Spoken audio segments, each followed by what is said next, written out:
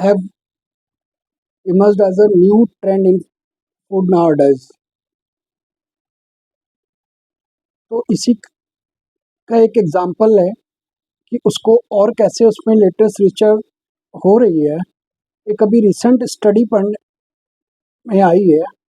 इसका की सोर्स आप देख रहे हैं हिंदुस्तान टाइम्स दिल्ली का पेज 1 और 12।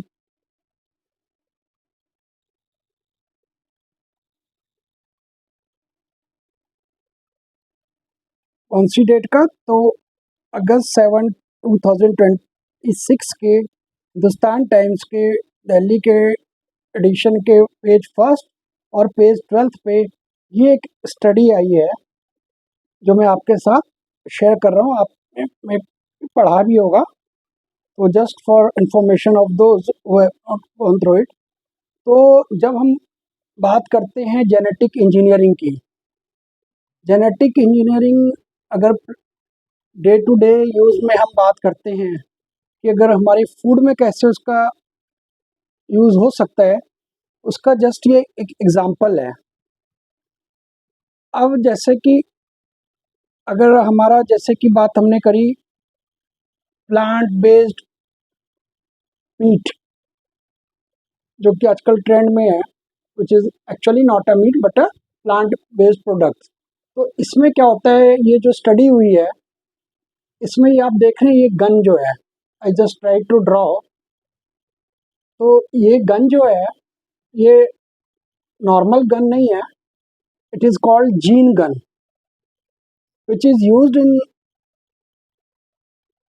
research studies and other purposes to transfer gene copies to a plant cell, since we are talking about plant genetic engineering। तो ये जीन गन से आपने देख रहे हैं कि एग्जांपल ये लीफ है, और ये लीफ के अंदर जो है ये गन से इन्होंने इसमें रिसर्च स्टडी में ये यहाँ पे ये एक ट्रांसफ़र किया गया किस चीज़ का, एक मायोग्लोबिन नाम का जीन। तो ये मायोग्लोबिन नाम का जो जीन है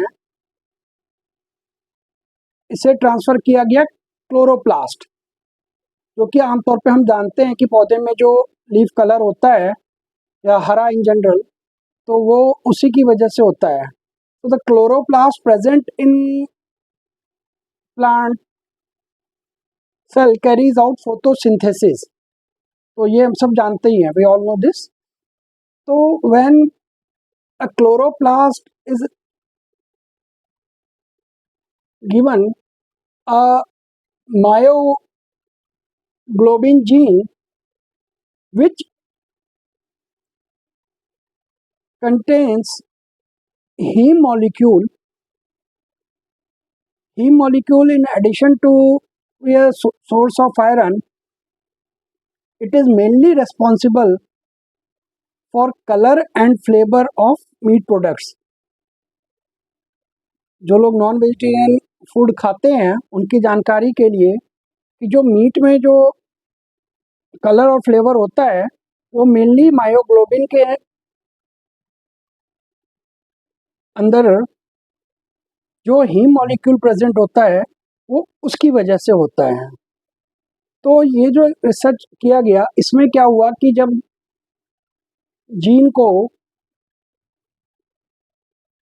मायोग्लोबिन जीन को प्लांट के क्लोरोप्लास्ट में जीन गन के द्वारा ट्रांसफ़र किया गया, इसमें कि हीम मॉलिक्यूल मौजूद था, और उसके बाद उस प्लांट में जब वो नॉर्मल उसकी सैपलिंग की ग्रोथ हुई तो सक्सेसफुली उसने सीड में वो मायोग्लोबिन जीन को पास किया। तो इस तरीके से ये जो मायोग्लोबिन जीन है वो नेक्स्ट जनरेशन में प्लांट के पास हो गया, और automatically when this will use to produce new plant that will contain myoglobin. है ना इंटरेस्टिंग? तो इस टाइप की चीज़ें भी जो हो रही होती हैं, इनको भी आप एक एग्जांपल इमेजिन करिए कि अब जो इस टाइप के प्लांट से जो अभी तो ये रिसर्च स्टेजेस में मेनली टोबैको को ज़्यादा यूज़ करते हैं इस टाइप के रिसर्च के लिए, तो लेट्यूस को भी यूज़ करते हैं। तो जब इस टाइप की ये चीज़ें आपको प्लांट बेस्ड जो मीट होगा, उसमें जब आपको रियल फ्लेवर आएगा मीट का और रियल कलर भी आएगा, तो ऑब्वियसली जो लोग इस टाइप का फूड खाते हैं, उनको और ज़्यादा वो ब्रांड या प्रोडक्ट जो बिज़नेस होगा वो अट्रैक्ट करेगा और ओवरऑल उसके बिज़नेस पे भी इफ़ेक्ट आएगा। और जो फूड लवर्स हैं, वो प्लांट से भी उस टाइप का ये यूटिलाइज़ कर सकते हैं। बाकी चीज़ें तो अभी लोग खाते ही हैं ऑलरेडी, काफ़ी सोया बेस्ड प्रोडक्ट्स होते हैं जिनको कि वेज मीट के नाम से भी मार्केट ब्रांड वो करा जाता है। But again when there is presence of colour and flavour of meat in that plant based